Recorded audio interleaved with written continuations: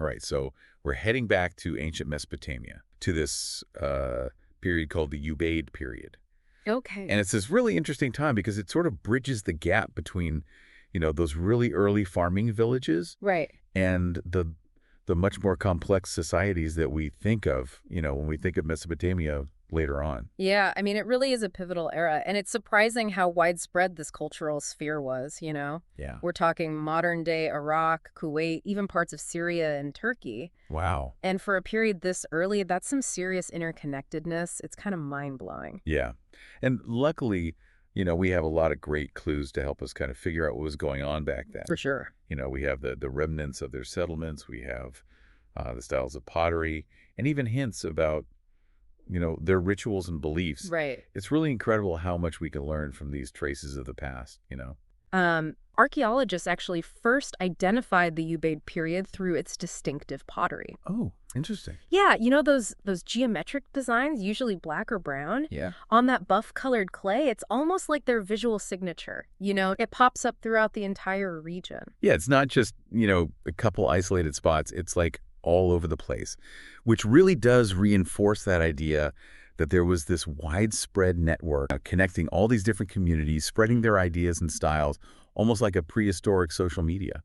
Yeah, that's a great analogy. And that widespread distribution tells us something really important about how the Ubaid culture developed. It probably didn't just appear everywhere simultaneously. Likely it spread gradually, maybe through peaceful interactions and exchanges. Makes sense. And the pottery acted like a tangible marker of that expansion. Okay, so let's get the timeline straight here. In southern Mesopotamia, the heartland of this culture, the Ubaid period existed between 5500 and 3700 BC. Okay, And that's modern-day Iraq, if anyone's trying to follow along on a map. gotcha. But here's where it gets really interesting. In northern Mesopotamia, this period only lasted from about 5300 to 4300 BC. Huh, interesting. Yeah, so it's a shorter period. Yeah. Yeah, that difference in the timeline is really crucial. Yeah. It really does suggest that the Ubaid influence took root in the north later than in the south. And it supports that idea of this gradual spread. It also makes you wonder what would have driven that expansion northward. Yeah, like what were they looking for? Exactly. Like, were they after resources, trade opportunities, or was there something else entirely? Yeah, so many questions. Yeah. So we know the Ubaid people were masters of pottery, Absolutely. but they were, that we weren't just a one-trick pony. Oh, no, not at all. Right. What other skills and innovations did they have? Well, they were actually quite innovative. They used flint to craft a bunch of different tools, sickles for harvesting crops, arrowheads for hunting. Yeah, essential stuff. Exactly, and it doesn't stop there. They also mastered these advanced techniques, Oh, like pressure flaking to make, even more refined and effective tools. I can't even imagine, back then trying to do something like that. The skill And the skill and precision it took to shape these sharp and durable tools is amazing. really is. Yeah, And they even used obsidian for some of their tools, that's right. which is, obsidian's a volcanic glass. It's not naturally found in Mesopotamia, Right. which means they had to be trading Exactly. across, hundreds of kilometers to get this material. It's like early globalization. It really is. And by the late Ubaid period, we even start to see the beginnings of copper metallurgy. Whoa. Yeah. And that transition from using stone tools to metal tools is a huge technological advancement. For sure. One that would have completely changed their lives and given them new ways to work with their environment. It's incredible to think about, right? So you have the obsidian trade, the development of metallurgy, this sophisticated flint work. Mm-hmm.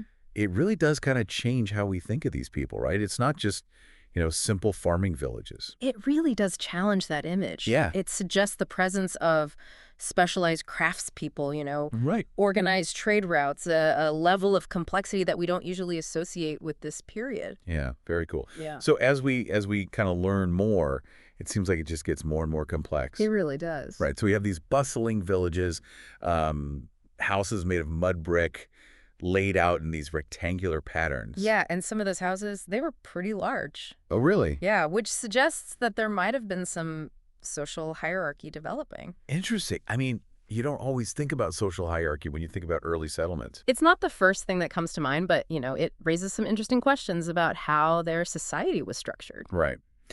And then on top of that, there are temples. Oh, yeah. Public temples started to appear during the Ubaid period.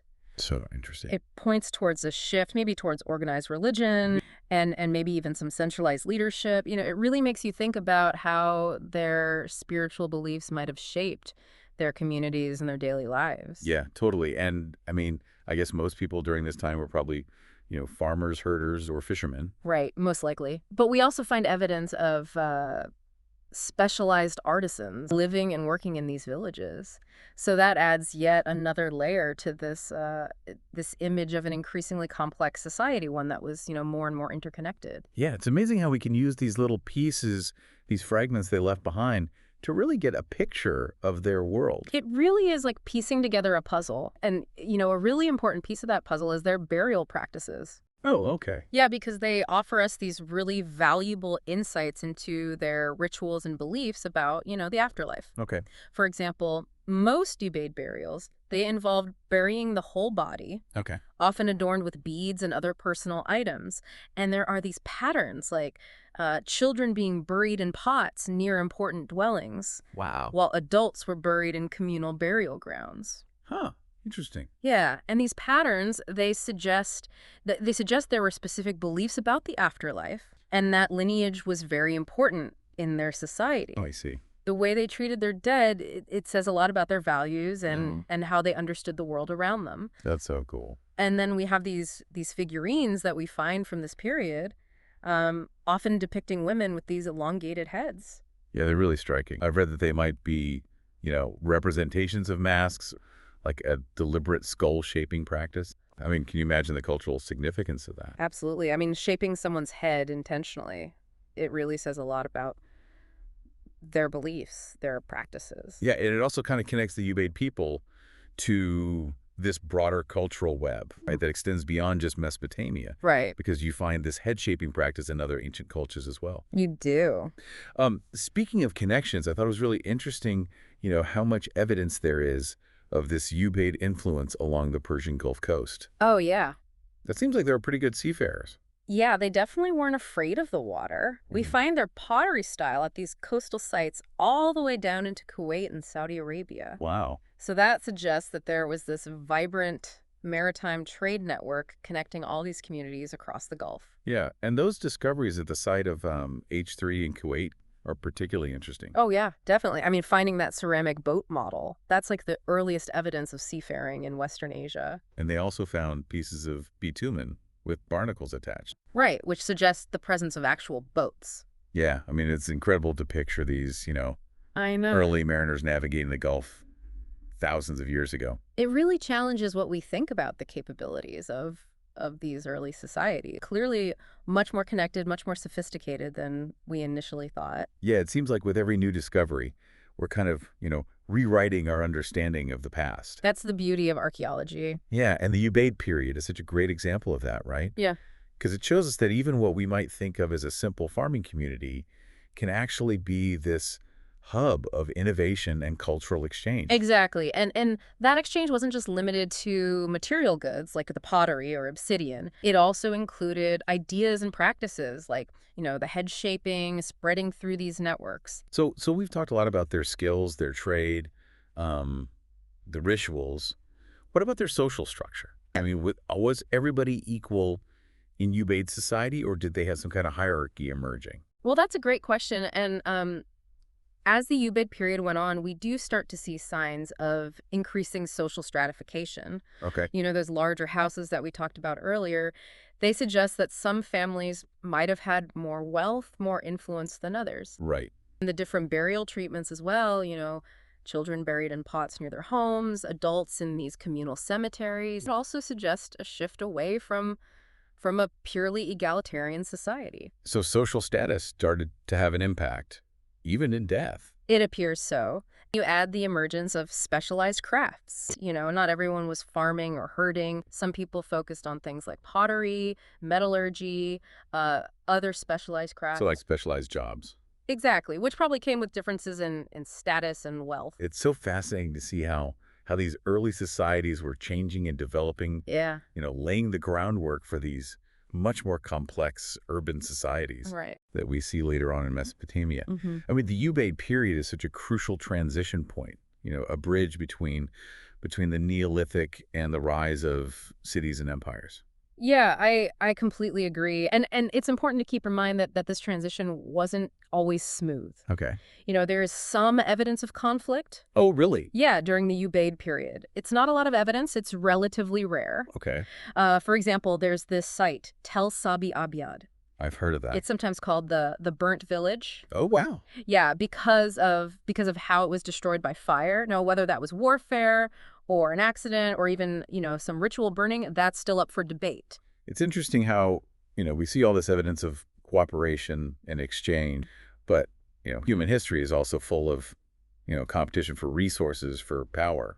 That's true, and the Ubaid period, even with all of its advancements, wasn't immune to those forces. Time of both progress and tension. And this complex mix of factors is what ultimately shaped how Mesopotamian civilization developed. Yeah, this brings up something I've been thinking about. We know so much about their material culture, their technology, the rituals, Right. but who were these people exactly? And what language did they speak? It's something that scholars have been wondering about for a really long time. Some people think they were the ancestors of the Sumerians, Okay. a civilization that later flourished in Mesopotamia. But the evidence is still debated, and the origins of the Sumerians are still a bit of a mystery. Yeah, it does feel like we're missing a piece of the puzzle. We have all this information about them, the material culture, the technology, the rituals, but their language, like their specific ethnic identity. It's still elusive. Yeah, it's tough to pin down. It really is, and that's part of what makes the Ubaid period so fascinating. There's so many unanswered questions, so many avenues to keep exploring. A real challenge for archaeologists and historians. For sure. But it highlights how much history there is, and the potential for new discoveries is huge. It really makes you realize how much we still don't know about our own past. Yeah. But even with these gaps, the Ubaid period gives us this amazing glimpse into the lives of these people who lived so long ago. It shows us their resourcefulness, how they adapted, and how innovative they were in a world that was constantly changing. Absolutely. And it encourages us to think critically about the stories we tell about the past. The Ubaid period shows that even in prehistory, these societies were intricate. They were interconnected. It was a time of invention, cultural exchange, Right. and conflict. It really underscores that history isn't this simple straight line. Yeah, it's messy. It's messy. It's a tapestry woven from all these different threads of human experience. I like that. That's a good way to put it. So as we wrap up our exploration of the Ubaid period, what really stands out to you? What's the big takeaway for you? For me, it's that sense of potential Yeah. that really permeates this whole era. The Ubaid people were trailblazers, Yeah. pushing the boundaries of human settlement and technology and how societies were organized. They really laid the groundwork for all the incredible civilizations that came after. And their story, even with the missing pieces, Yeah. speaks to, the power of human creativity and how interconnected our history really is. Yeah, that's a great point. It really does leave you with this sense of wonder. Yeah. What other secrets are still out there just waiting to be discovered? Maybe one day we'll find that missing piece of the puzzle and we can finally unlock all the mysteries of the Ubaid period. I hope so. Well, thanks for joining us on this journey back in time to the Ubaid period. Until next time.